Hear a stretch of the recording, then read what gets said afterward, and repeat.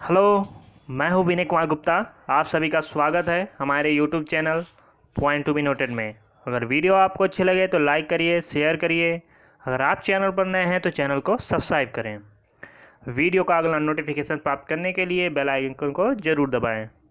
Video को पूरा and तक देखें। आज हम एनसीईआरटी जो हम कक्षा 6 विज्ञान पढ़ा रहे थे, तो उसमें आज हम अध्याय 3 पढ़ाएंगे। इसके पहले अध्याय 1 और 2 हो चुका है। तो चलिए शुरू करते हैं। अध्याय 3, तंतु से वस्त्र तक।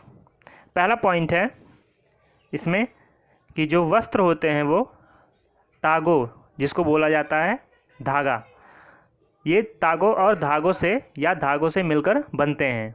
और तागे किससे मिलकर बनते हैं? तंतुओं से मिलकर बनता है। तो आज जब भी कोई वस्त्र देखते हैं, अगर वस्त्र फट जाता है तो आप देखते हैं पतली पतली जो है लकीर जैसी संरचना दिखाई देती है। तो वही वो होता है क्या? धागा होता है। और उन धागों को जब आप निकालेंगे और उसको फिर देखेंगे तो वो भी छोटे छोटे और पतली रेशों से बनी होती है धागा। उन्हीं पतले पतले रेशों को क्या बोलते हैं? तंतु बोलते हैं। तंतु से धागा बनता है, धागे से वस्त्र बनता है, और वस्त्र को सिलकर क्या बनाया जाता है? कपड़े बनाए जाते हैं पहनने के लिए। तो वस्त्र तागों या धागों से मिलकर बनते हैं और तागे भी आगे तंतुओं से मिलकर बनते हैं। अब कुछ वस्त्र की बात करें तो जैसे सूती वस्त्र है, सूती वस्त्र, जूट, रेशमी, ऊन के तंतु क्या होते हैं? पादप और जंतुओं से प्राप्त होते हैं। तो कुछ वस्त्र जो सूती वस्त्र होते हैं, जूट के वस्त्र होते हैं, रेशमी वस्त्र होते हैं और ऊन के बने हुए वस्त्र होते हैं, और उनको बनाने में जो तंतु का प्रयोग हुआ है वो कहाँ से प्राप्त होते हैं? वो पादपों से और जंतुओं से प्राप्त होते हैं, जिनको हम क्या बोलते हैं? प्राकृतिक तंतु। क्या बोलते हैं? प्राकृतिक तंतु, क्योंकि ये पादपों से और जंतुओं से मिलते हैं, प्राप्त होते हैं। अब पादपों से प्राप्त होने वाले जो तंतु हैं वो कौन कौन से हैं? रुई और जूट। रुई और जूट के जो तंतु होते हैं वो पादपों से प्राप्त होते हैं। रुई कहाँ से मिलता है? कपास की खेती से मिलता है। और जूट की खेती से मिलता है। और फिर जंतुओं से प्राप्त होने वाले जो तंतु हैं वो ऊन है और रेशम कीट से मिलता है, और ऊन जो है भेड़ बकरियों से मिलता है। अगला पॉइंट है हमारा, ऊन जो है वो भेड़ अथवा बकरी की कर्तित ऊन से प्राप्त होता है। तो किससे प्राप्त होता है? ऊन भेड़ और बकरियों से प्राप्त होता है। इसके अलावा ऊन जो है खरगोश, याक मतलब सांड बोलते हैं उसको, और ऊँटों के बालों से प्राप्त किया जाता है। तो ऊन इन जानवरों से भी प्राप्त किया जाता है। रेशमी तंतु जो होते हैं वो रेशमी कीट कोकून से खींचा जाता है या निकाला जाता है। तो इसको आपको याद रखना है कि रेशमी तंतु जो है कहाँ से प्राप्त होते हैं? रेशम कीट कोकून से प्राप्त किया जाता है रेशम। उसी से रेशम के वस्त्र बनाए जाते हैं। अगला पॉइंट है, हजारों वर्ष तक वस्त्र निर्माण के लिए केवल प्राकृतिक तंतुओं का ही उपयोग होता था। अगर हम पिछले 100 साल की बात करें,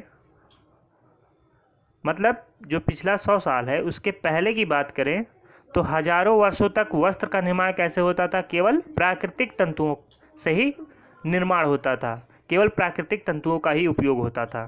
लेकिन पिछले 100 वर्षों से रासायनिक पदार्थों, जिनका स्रोत जो है जंतु नहीं है, से तंतुओं का निर्माण किया जा रहा है। तो लगभग 100 वर्षों से जो तंतुओं का निकाला जाता है, तंतु जो निर्माण किया जाता है तंतुओं का, वो रासायनिक पदार्थों से निर्माण किया जा रहा है, पादप और जंतुओं से नहीं। तो इसी वजह से इन्हें क्या कहते हैं? संश्लिष्ट या कृत्रिम तंतु कहते हैं। ये जंतुओं या पौधों से प्राप्त नहीं होते हैं, इसी वजह से संश्लिष्ट या कृत्रिम तंतु कहते हैं। अब उदाहरण के तौर पर हम देख लेते हैं क्या जो कृत्रिम तंतु बोले जाते हैं वो कौन कौन से हैं। पॉलिएस्टर आता है, नायलॉन का आता है, एक्रिलिक आता है। ये तीनों जो हैं संश्लिष्ट तंतु कहलाते हैं। इनसे जो है वस्त्र का निर्माण होता है। तो ये दो चीज़ आपको याद रखना है कि प्राकृतिक तंतु क्या है और संश्लिष्ट या कृत्रिम तंतु क्या है। तो हमने बताया प्राकृतिक तंतु क्या होते हैं, पादपों और जंतुओं से प्राप्त किए जाते हैं। लेकिन संश्लिष्ट या कृत्रिम तंतु कहाँ से प्राप्त किए जाते हैं, ये रासायनिक पदार्थों से बनते हैं, इसीलिए इन्हें कृत्रिम तंतु कहते हैं। अब प्राकृतिक तंतु में हम रुई की बात करें तो रुई जो होता है वो कपास की पतली लड़ियों से बनता है। रुई कैसे बनता है, कपास की पतली लड़ियों से बनता है, जिन्हें हम क्या बोलते हैं, कपास तंतु बोलते हैं। तो कपास तंतु से जो है रुई का निर्माण होता है। कपास के पौधे कहाँ उगाए जाते हैं, जहाँ पर मृदा काली होती है और जलवायु उष्ण होती है। तो ये बहुत से एग्ज़ामों में ये पूछा जाता है कि जो कपास है वो कहाँ उगाए जाते हैं, किस मिट्टी में उगाए जाते हैं और जलवायु कैसी होनी चाहिए। तो कपास के पौधे वहाँ उगाए जाते हैं जहाँ की मृदा क्या होती है, काली होती है, और जलवायु कैसी होती है, उष्ण होती है। तो ये पॉइंट आपको कपास में याद रखना है। कपास के पादप के फल, जिसको क्या बोलते हैं, कपास गोलक बोलते हैं। फल को क्या बोलते हैं, कपास के फल को कपास गोलक। ये लगभग नींबू के माप के होते हैं। तो नींबू के माप के कपास के फल होते हैं। जब ये पूर्ण परिपक्व हो जाते हैं तो बीज क्या होता है, टूटकर खुल जाते हैं। जो नींबू जैसा आकार होता है, फल होता है कपास का, वो जब पकता है तो टूटकर क्या होता है, खुल जाता है। और अब कपास तंतुओं से ढके बिनौले का मतलब होता है कपास का बीज। तो जो उस नींबू के आकार का जो फल होता है उसके अंदर जो कपास का बीज होता है वो किससे ढका होता है, कपास तंतुओं से, जिसको हम अपनी भाषा में रुई बोलते हैं। उसी से वो ढका रहता है। जब वो पूरी तरह पक जाता है तब हम इस तरह देख सकते हैं। और इस समय खेत कपास के परिफुल्लों मतलब रों से इतना श्वेत हो जाता है जैसे हिम से ढक लिया हो। तो कपास की फसल जब पक कर उसका फल जो है टूट जाता है और बीज जो है रुई से ढकी हुई होती है और थोड़ी सी निकली हुई होती है फल से, तो ये परिफुल्लो या रो कहलाते हैं। और सफ़ेद रंग होता है इनका। अब पूरे खेत में क्या होता है, सफ़ेद जैसा चादर दिखने लगता है और जैसे लगता है कि बर्फ़ वहाँ पर ढक लिया हो। इन कपास बालों से कपास को हस्त चयन द्वारा प्राप्त किया जाता है। मतलब जो कपास कपास के जो फल होते हैं वो पक कर टूट जाते हैं और उनसे जो कपास होती है वो बाहर निकल जाती है। उनको हस्त चयन द्वारा प्राप्त किया जाता है, मतलब हाथों के द्वारा चुनकर प्राप्त किया जाता है कपास को। और इसके पश्चात क्या होता है, कपास से बीजों को कंकतन द्वारा पृथक किया जाता है। यहाँ पर एक शब्द आया कंकतन। तो हो सकता है एग्जाम में पूछ ले कि कपास की बीजों को किस प्रक्रिया द्वारा पृथक किया जाता है, तो कंकतन प्रक्रिया द्वारा कपास से बीजों को पृथक किया जाता है। तो ये दो प्रक्रिया जो है, कपास को हस्त चयन द्वारा प्राप्त किया जाता है और उसके बाद कपास से बीजों को कंकतन द्वारा पृथक किया जाता है। ये दोनों प्रक्रिया मिलाकर क्या बोला जाता है, कपास ओटना। क्या कहलाता है, कपास ओटना। तो ये पॉइंट आपको याद रखना है, ये इंपॉर्टेंट पॉइंट है कि कपास को हस्त चयन द्वारा प्राप्त किया जाता है और फिर कपास से बीजों को कंकतन द्वारा पृथक कर दिया जाता है। इस प्रक्रिया को क्या कहते हैं, कपास ओटना कहते हैं। पारंपरिक ढंग से कपास जो है हाथों से ओटी जाती थी। पहले क्या होता था, कपास हाथों से ओटी जाती थी। जब बड़ी बड़ी मशीनें नहीं आई थी तब कपास को हाथों से ओटा जाता था। लेकिन आजकल कपास ओटने के लिए बहुत बड़ी बड़ी मशीनों का उपयोग किया जा रहा है।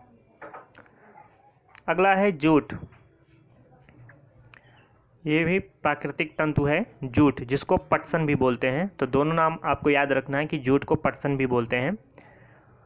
पटसन तंतु को पटसन पादप के तने से प्राप्त किया जाता है। तो ये चीज़ आपको याद रखना है कि पटसन तंतु कहाँ से प्राप्त किया जाता है, जो पटसन का पादप होता है, पटसन के पौधे होते हैं, उनके तनों से प्राप्त किया जाता है जूट या पटसन। भारत में अगर बात करें तो इसकी जो खेती है वो वर्षा ऋतु में होती है। तो जो जूट होते हैं उनकी खेती भारत में किस ऋतु में होती है? वो वर्षा ऋतु में होती है। किस ऋतु में? वर्षा ऋतु में। तो ये आपको याद रखना है कि जूट की खेती जो है वर्षा ऋतु में होती है भारत में। अब बात करें तो कि भारत में पटसन के जो प्रमुख क्षेत्र हैं, प्रमुख राज्य हैं, वो कौन कौन से हैं? पहला है हमारा पश्चिम बंगाल, दूसरा है बिहार और तीसरा है असम। तो ये 3 राज्य ऐसे हैं जहाँ पर प्रमुख रूप से पटसन की खेती होती है, पटसन उगाया जाता है। पश्चिम बंगाल, बिहार और असम। तो ये आपको नोट कर लेना है या आप ले सकते हैं। तो ये आपको याद रखना है, इसको भूलना नहीं है कि जूट जो है कहाँ पर प्रमुख रूप से उगाया जाता है? पश्चिम बंगाल, बिहार और असम में। सामान्यतः पटसन जो है पादप वो पुष्पन अवस्था में काटते जाते, मतलब जब पुष्प निकलता है पादप में तब उस अवस्था में ये काटे जाते हैं, फसल की कटाई होती है। अब फसल कटाई के पश्चात पादपों के तनों को कुछ दिनों तक जल में डुबोकर रखते हैं। जब पटसन फसल की कटाई होती है तो उसके बाद उसके जो तने होते हैं पौधे के, उसको कहाँ रखा जाता है? जल में डुबो कर रखते हैं। ऐसा करने से क्या होता है कि तने जो होते हैं वो गल जाते हैं। तने क्या होते हैं? उससे गल जाते हैं और उन्हें पटसन तंतुओं से हाथों द्वारा पृथक कर दिया जाता है। गलने की वजह से क्या होता है कि हम आसानी से हाथों से पटसन तंतुओं को अलग कर सकते हैं उससे। इसीलिए कटाई के बाद उन्हें जो है जल में उनके तनों को जल में डुबो कर रखा जाता है। तो ये यहाँ पर ये प्रक्रिया आपको याद रखना है, इम्पॉर्टेंट है। अब सूती तागे की कताई की बात करें तो जो सूती तागे होते हैं या सूती धागा होता है उसकी कताई कैसे की जाती है? जो रेशे होते हैं, रेशों से तागा बनाने की प्रक्रिया क्या कहलाती है? कताई कहलाती है। तो तागा या धागा बोलते हैं उसको। तो धागा किससे बनाया जाता है? जो पतले पतले तंतु होते हैं जिनको हम रेशा बोलते हैं, उन्हीं रेशों को जो है ऐंठ कर बनाया जाता है। तो उसी की प्रक्रिया को क्या बोलते हैं? कताई कहते हैं। इस प्रक्रिया में क्या होता है? रुई के एक पुंज से रेशों को खींचकर ऐंठते हैं। तो कताई में क्या होता है कि रुई के एक पुंज को लेकर रेशे को खींचकर ऐंठते हैं। ऐसा करने से रेशे के रेशे क्या होते हैं? पास पास आ जाते हैं। जब हम रुई के एक पुंज को लेकर उसके रेशे को एक दूसरे से लगाकर उसको ऐंठेंगे तो क्या होते हैं? रेशे जो है पास पास आ जाते हैं और वही जो होता है तागा या धागा बन जाता है।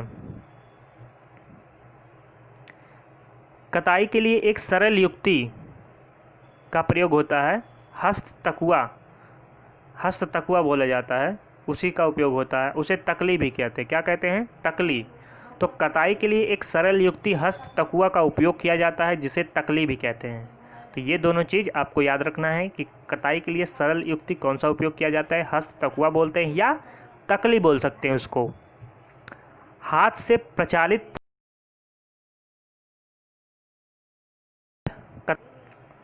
से प्रचालित कताई में उपयोग होने वाली एक अन्य युक्ति है जिसको क्या बोलते हैं? चरखा।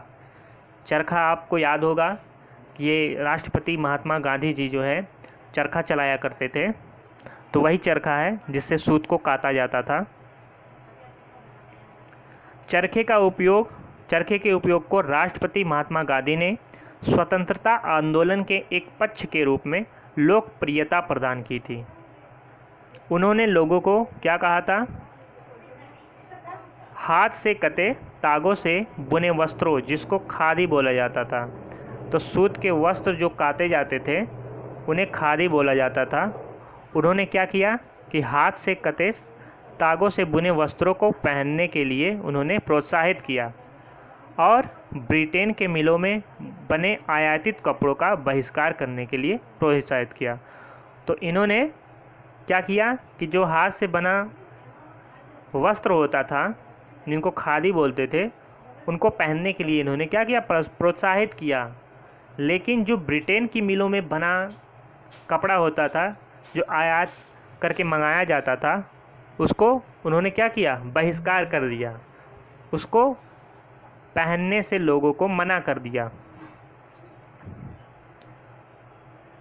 अब खादी के प्रचलन को बढ़ावा देने के लिए भारत सरकार ने क्या किया, 1956 ईस्वी में, कब, 1956 ईस्वी में एक संगठन का निर्माण किया जिसे खादी एवं ग्रामोद्योग आयोग कहते हैं।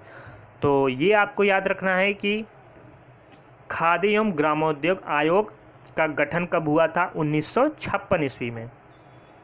किसके द्वारा, भारत सरकार द्वारा 1956 ईस्वी में एक संगठन का निर्माण किया जिसे खादी एवं ग्रामोद्योग आयोग कहते हैं। तो ये यहाँ पर मोस्ट इम्पॉर्टेंट पॉइंट है, उसको याद रखिए। वैसे अगर बड़े स्तर की बात करें तो तागों की कताई का कार्य जो है कताई मशीनों से होता है। अब पहले क्या होता था, हाथों से किया जाता था कताई, लेकिन अब बड़ी बड़ी मशीनों का उपयोग होने लगा है।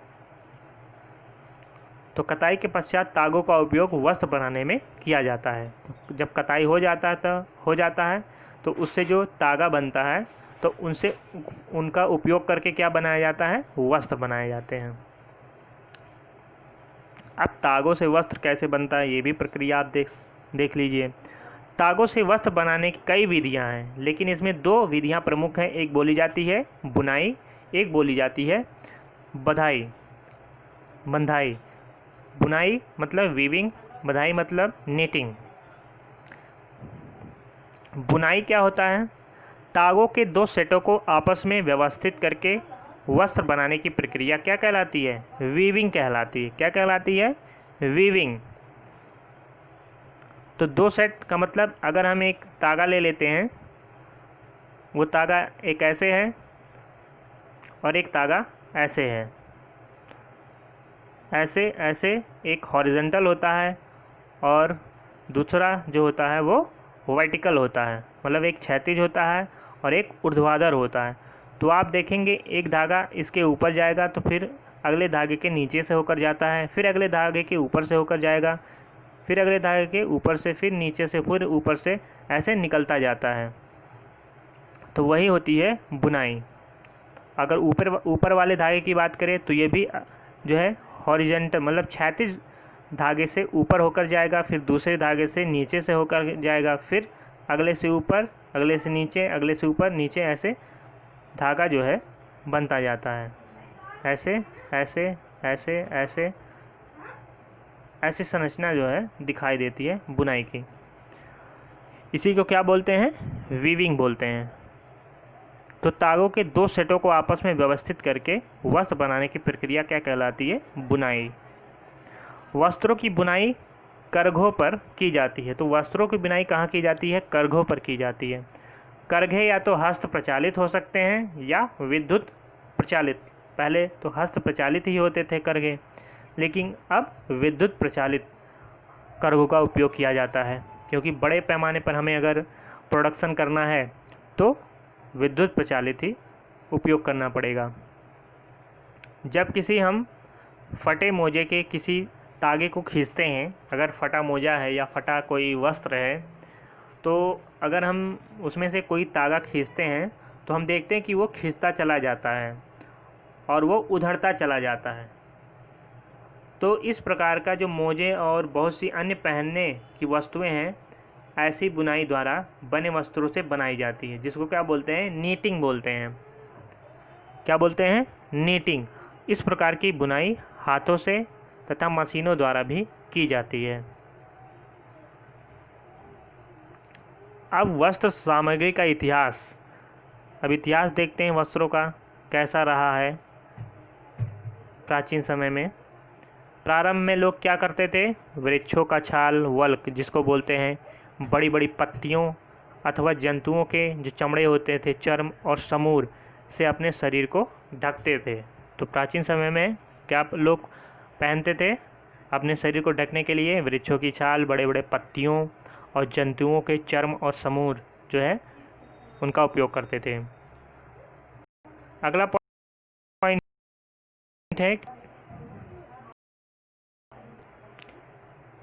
पॉइंट है कृषि समुदाय में बसना आरंभ करने के पश्चात लोगों ने पतली पतली टहनियों तथा घास को बुनकर चटाइयाँ और डलियाँ, जिसको टोकरी बोलते हैं, उन्होंने बनाना सीखा। तो कृषि समुदाय में जो लोग बसते आए धीरे धीरे, फिर उन्होंने क्या सीख लिया? पतली पतली टहनियों और घास को बुनकर चटाइयों को बनाना सीख लिया और टोकरियों को बनाना उन्होंने सीख लिया। फिर लताओं, जंतुओं की ऊन अथवा बालों को आपस में ऐंठन देकर लंबी लड़ियाँ बनाई और इनको बुनकर वस्त्र तैयार किए। तो इस प्रकार जो है धीरे धीरे उन्होंने वस्त्र को बनाना सीख लिया। पूर्व में जो भारतवासी थे रुई से बने वस्त्र पहनते थे, जो कहाँ उगाया जाता था? गंगा नदी के निकटवर्ती क्षेत्रों में उगाई जाती थी। तो पूर्व में भारतवासी रुई से बने वस्त्र पहनते थे जो गंगा नदी के निकटवर्ती क्षेत्रों में उगाई जाती थी। अगला पॉइंट है इम्पॉर्टेंट, जो फ्लैक्स भी एक पादप है जिससे प्राकृतिक तंतु प्राप्त होता है। तो ये आपको याद रखना है कि अगर एग्ज़ाम में आ जाता है कि फ्लैक्स क्या है, प्राकृतिक तंतु है, कृत्रिम तंतु है, या कुछ और आ जाता है, तो आपको क्या मारना है? प्राकृतिक तंतु है। फ्लैक्स क्या है? प्राकृतिक तंतु है, प्राकृतिक तंतु प्राप्त होता है। फ्लैक्स एक पादप है जिससे प्राकृतिक तंतु प्राप्त होता है। प्राचीन मिस्र में क्या था? प्राचीन मिस्र में वस्त्रों को बनाने के लिए रुई तथा फ्लैक्स की कृषि की जाती थी। कहाँ की जाती थी? नील नदी के निकटवर्ती क्षेत्रों में कृषि की जाती थी रुई और फ्लैक्स की। तो प्राचीन मिस्र में वस्त्र कैसे बनाए जाते थे? रुई और फ्लैक्स के। इनकी खेती कहाँ होती थी? नील नदी के निकटवर्ती क्षेत्रों में की जाती थी। सुई के आविष्कार के साथ लोगों ने वस्त्रों की सिलाई करके पहनने के कपड़े तैयार करना सीख लिया। तो जब सुई का आविष्कार हुआ तब क्या लोगों ने वस्त्रों को सिलकर कपड़ा बनाना सीख लिया जो पहनने के काम आता है।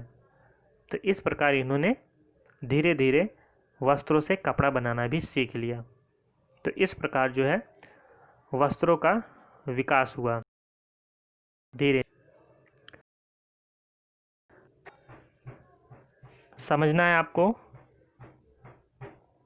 जैसे कपास होता है, कपास के जो फल होते हैं उसको बोलते हैं कपास गोलक। जब वो पक जाते हैं, यहाँ पर ध्यान दीजिए, यहाँ पर ओटन है और यहाँ पर कताई। तो कपास गोलक से जो कपास निकलता है, ओटन प्रक्रिया द्वारा उससे रेशे निकाले जाते हैं। किस प्रक्रिया द्वारा रेशा निकाला जाता है? ओटन द्वारा। मतलब उनके बीज को अलग करके कपास के जो तंतु होते हैं उसको अलग कर लिया जाता है, उन्हीं को रेशे बोलते हैं। तो ये किस प्रक्रिया द्वारा किया जाता है? ओटन प्रक्रिया द्वारा किया जाता है।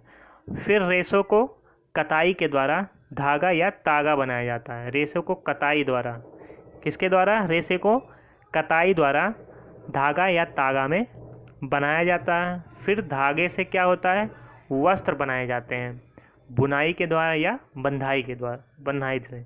तो ये दोनों जो है बुनने की प्रक्रिया है, बुनाई या बंधाई, ये इन दोनों से वस्त्र बनाए जाते हैं। फिर वस्त्रों को सीकर पहनने योग्य जो है कपड़ा बनाया जाता है। तो ये प्रक्रिया आपको याद रखनी है। बस इतनी प्रक्रिया अगर आप याद कर लेंगे तो आपको समझ में आ जाएगा कि कैसे जो है कपास के रेशों से वस्त्र तैयार किया जाता है। पहले कपास के गोलक से कपास निकला, कपास को निकालने के लिए ओटन प्रक्रिया द्वारा जो है रेशे निकाले जाते हैं। फिर रेशों से क्या होता है? कताई के द्वारा धागा बनाया जाता है। फिर धागों से वस्त्र बनाया जाता है बुनाई और बंधाई के द्वारा। तो इतने थे हमारे अध्याय 3 में कक्षा 6 के विज्ञान की पुस्तक में। तो वीडियो आपको कैसी लगी? अगर वीडियो आपको अच्छी लगी तो लाइक करिए, शेयर करिए। अगर आप चैनल पर नए हैं तो चैनल को सब्सक्राइब करें। ऐसे ही हम आगे जो है एक एक करके चैप्टर पढ़ाते रहेंगे ताकि आपका जो साइंस का कोर्स है सीटेट में जो प्रश्न पूछे जाते हैं वो यहीं से आपको पूरा मिल जाए। तो अभी कक्षा 6 चल रहा है, तो ये जब कक्षा 6 साइंस बुक ख़त्म हो जाएगी तो फिर उसके बाद कक्षा 7 का शुरू करेंगे, फिर 7 का ख़त्म होगा, फिर हम कक्षा 8 के साइंस बुक को पढ़ाएंगे। तो इसी तरह चलता रहेगा। तो आप इसको अधिक से अधिक शेयर करिए।